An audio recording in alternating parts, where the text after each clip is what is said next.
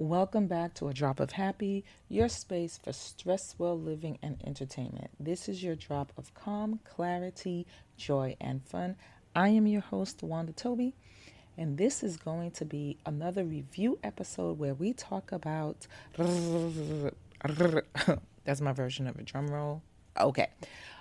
Wuthering Heights. First off, did you know there was some controversy around Wuthering Heights? I did not. I went to see this movie completely against my will.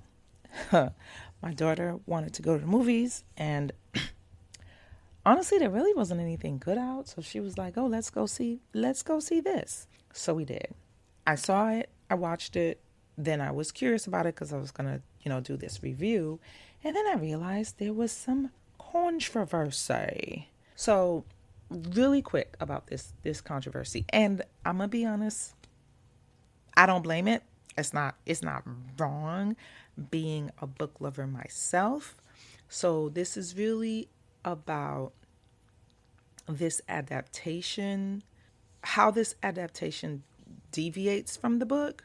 So the book is old school, written by Emily Bronte, and it is one of the most popular books around. There have been previous movie adaptations of this book. Like you know about this book. You know about the author. I myself knew about the book and chose not to read it. I was not even remotely interested. So I prefaced my review by saying it is from a different perspective of somebody who's never read the book, never seen any version of Wuthering Heights movies, because if y'all don't know, I do not purposely engage in things that have tragic endings. I do not like tragedies. And I made it a point some time ago that I want to read stuff like with good endings, happy endings, unless it's a disaster movie or a sci-fi movie. Those are different. Those don't count. So because of that, I had no clue about the plot, about the premise, about the whatever about this movie. With that being said, the controversy is that the book deviates. No, I'm sorry, that the movie deviates a lot from the book. There's also some, it's not allegations. The main character, Heathcliff, in the book was a dark skin colored gypsy, which in the book played into some of the barriers and difficulties that the characters experienced. It was a factor in the book, which, because of the casting of Jacob Elordi, obviously that wasn't a factor, and there was, saying, hey, that it was whitewashed. So I think because of that, the movie was skewered. Uh, it got a 6.3 on IMDb, 57% on Rotten Tomatoes. Google viewers, 56%. And if you look up some of the critic reviews, some of them killed it too. So the controversy did not help. But I don't know if it affected it as much as it would have in the box office, because it is considered a box office success. 214 million worldwide. I think the budget was 80 million.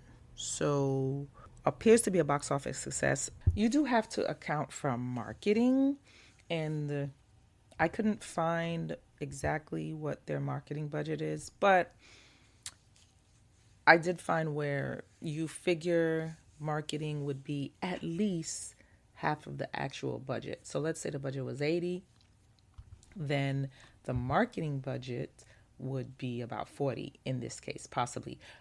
But there are rumors that they spent a little bit more than that on the marketing budget. So let's say 60 at this point. So even at a budget of 80 plus 60, 140 million, it's still 215, 214 worldwide is a win. A win is a win. Maybe not as much as they would have liked, but they made their money back. People got paid and they made a little extra change. And this is before it goes to streaming. And it's still in the theaters. It came out during Valentine weekend, which this is not a Valentine movie. Why? It is not fluffy and no, it's not. So, but it worked. And considering that it was rated R, because rated R movies are a little tougher, got a little higher hill to climb, just a tad. So considering it was rated R, it's a box office success. We're gonna call it that. It came out on February 13th, directed by Emerald Fennell, which again, I have not seen any of this person's work, but it helped. It helped for me because I was not expecting what I received. It stars Jacob Elordi as Heathcliff, Margot Robbie as Catherine, Alison Oliver as Isabel, Ewan Mitchell as Joseph, Shahzad Latif as Edgar Linton, the younger Heathcliff, Owen Cooper, and he did a really good job. All of the actors did a really good job, actually. Hung Chow as Nellie, and Martin Clunes as Earnshaw, Charlotte Mellington as the young Catherine, and Vi Nugent as the young Nellie. Now, I say all this to preface that I say all this to give a backdrop of my take on the movie. Sometimes going in blind is really good because I didn't read the book, and I get it. Like I said before, I get it because sometimes as a book lover, you change stuff. I'll be like, oof, the book was better. Oof, it wasn't like the book.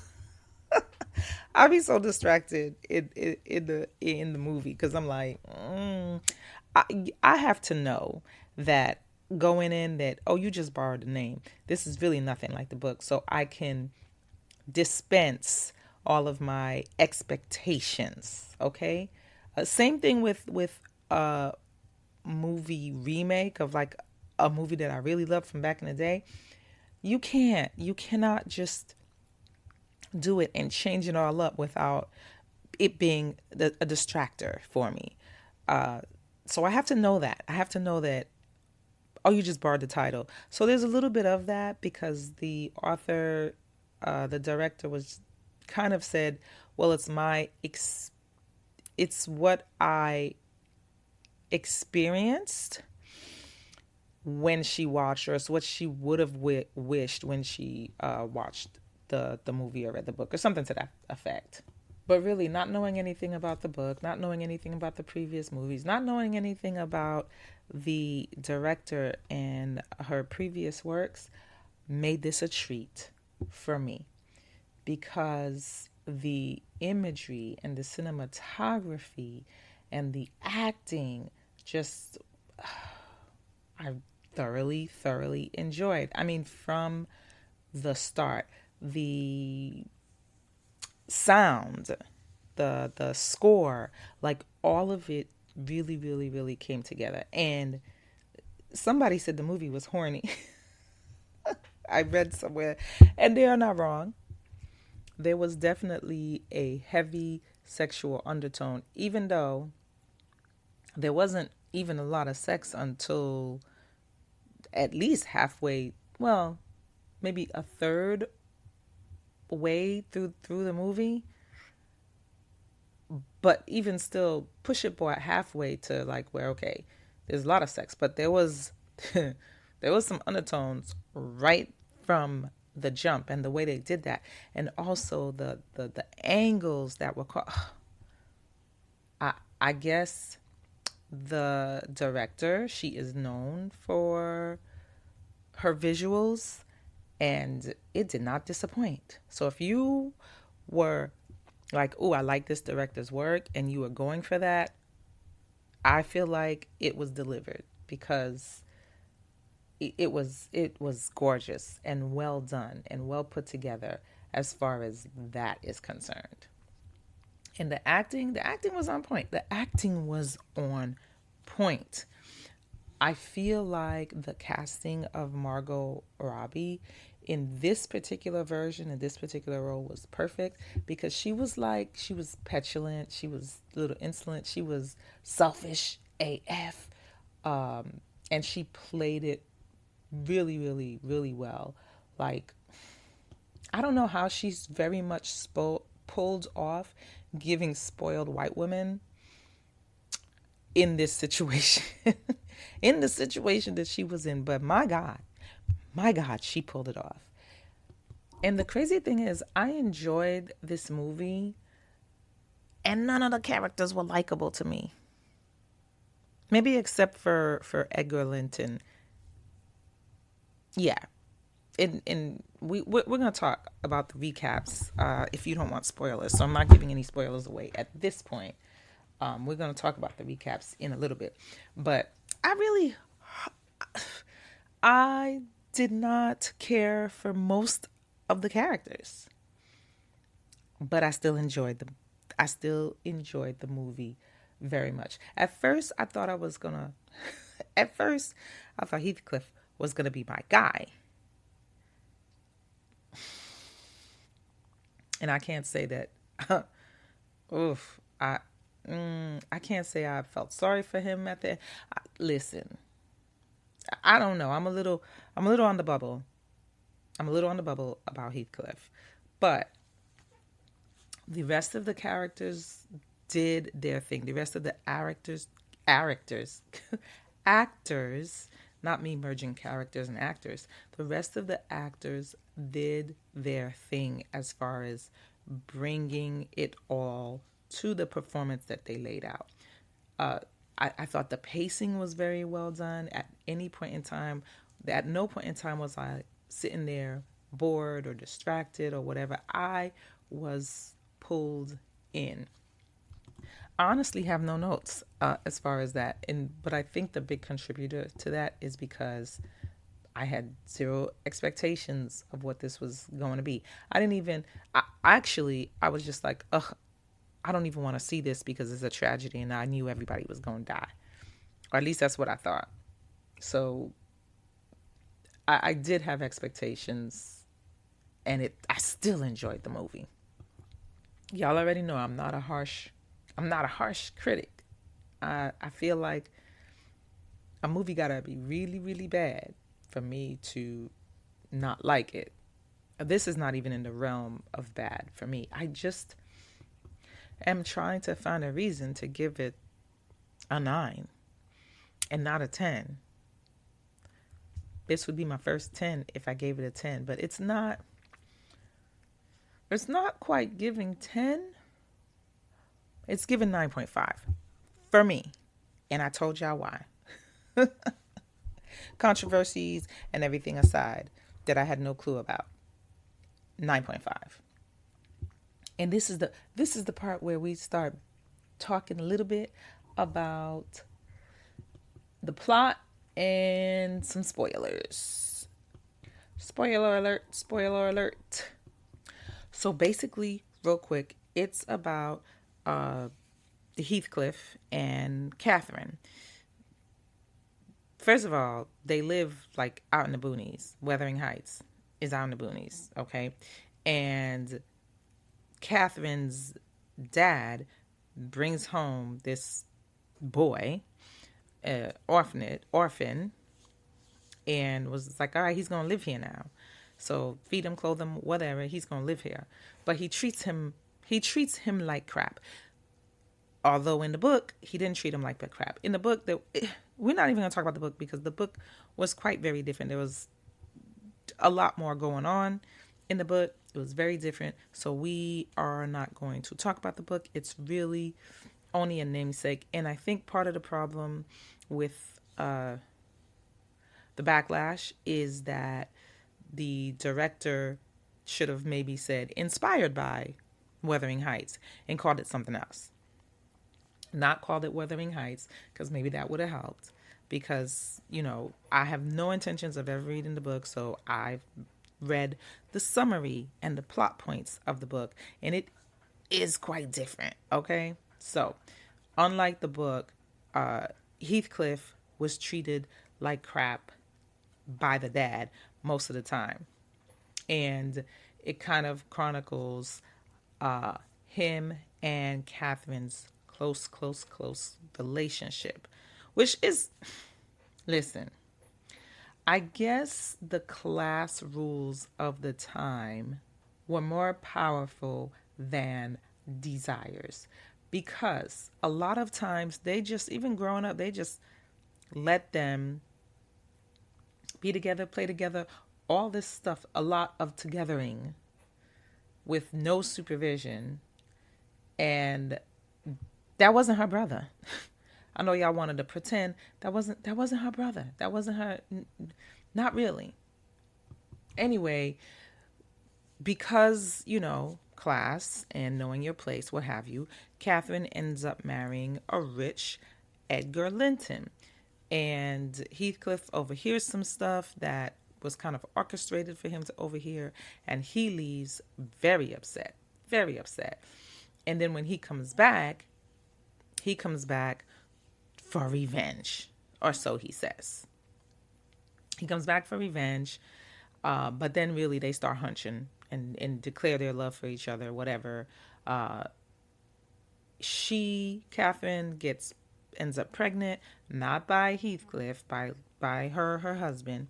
She was pregnant before Heathcliff came back, and this was like years. I don't know, like 5 years. And this is key because Nellie, we're gonna talk about her. Nellie betrays Catherine and tells Edgar that Catherine's running around hunching all over the place with this man. So Edgar forbids Catherine from seeing Heathcliff. And then Catherine locks herself in a room. She's not eating. Nellie's not making it any better. The baby ends up being not a stillborn. The baby ends up dying in her womb, but Nellie doesn't believe her, and she ends up getting septicemia, and she ends up dying. No baby. Unlike the book, where there is a baby, and she anyway. So that's the basic gist of it. Now, you know how I said I didn't have any characters that I really liked. Maybe except Edgar Linton, because it's not fair. He got the short end of the stick because he really loved that woman. He gave her everything. He, in the movie, he was kind. He was everything. And he didn't deserve for any of those things to happen to him. Like, he didn't deserve for Catherine to be cheating on him. He didn't deserve, to be left hanging like he was. So that was probably the only one that I really felt for. Jacob, at first, until he came back, because he was mean. He was arrogant. He was mean. But we don't know how he got his money. That's neither here nor there, really.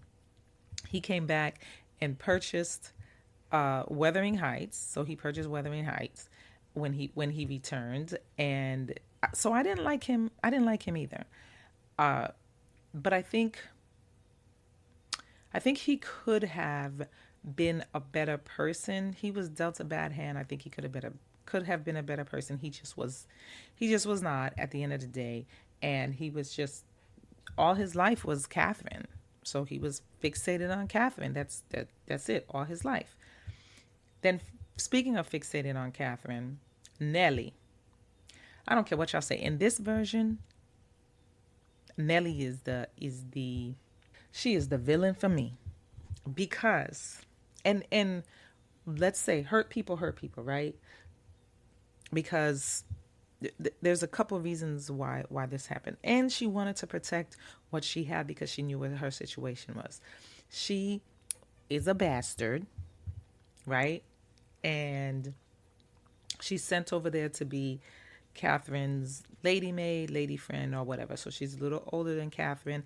And before Heathcliff got there, it was her and Catherine, right? They were two peas in the pods. I'm not gonna say they were besties because they had that barrier of her, you know, being her lady's friend. So when Heathcliff came, Nellie was out the picture. Like, she barely hung out with Nellie. She barely talked to Nellie. She barely whatever. And I imagine that could hurt. So fast forward, right? She's seeking Nellie's advice because Mr. Linton did ask her to get married. And this is where this is where it starts.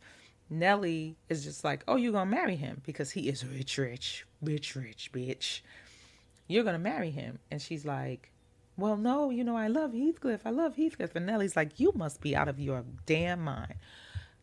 And Catherine, in her, I haven't gotten to her yet, but her selfish, ridiculous, spoiled, whatever ass says to Nellie that, oh, you've never loved somebody and you've never had anybody love you.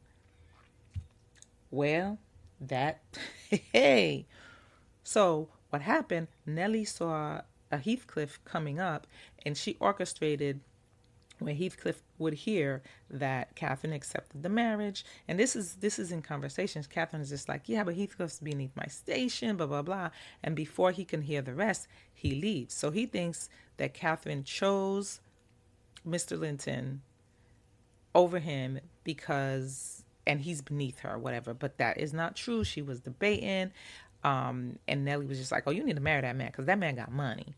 And he could save you. And besides, your daddy been gambling all your money away. We don't got nothing. We in dire strait. And this is our salvation. So she kind of orchestrated that whole thing. So the next morning, Catherine wakes up and was just like, nah, I'm not going to do it. I'm not going to marry that man.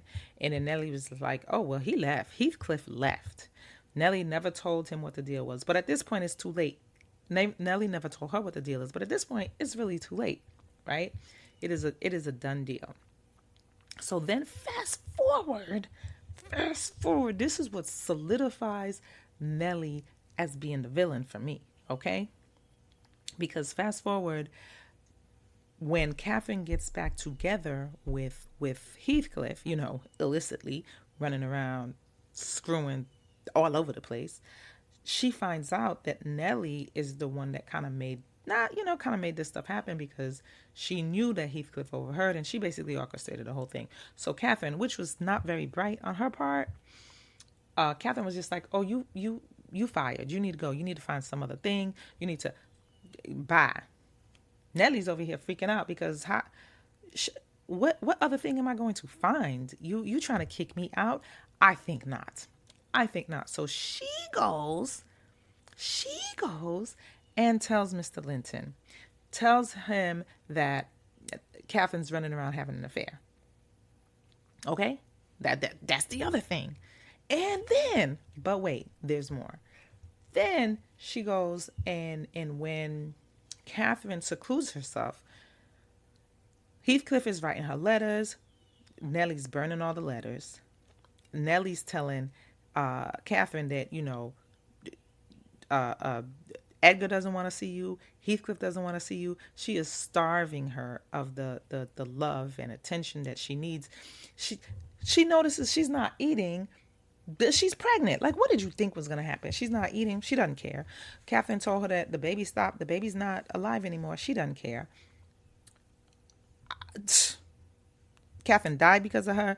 I know. Everybody has their own thing, but she's the villain for me. I don't care. My daughter and I were debating about this, and there is nothing that you can say that will make me feel differently about that woman. And then in the end, she gets Isabella because, she quote unquote rescues Isabella. But in my mind, I'm like, oh no, she gonna get money. So that's why, as a ward. So that's why, I don't know, because I don't trust her.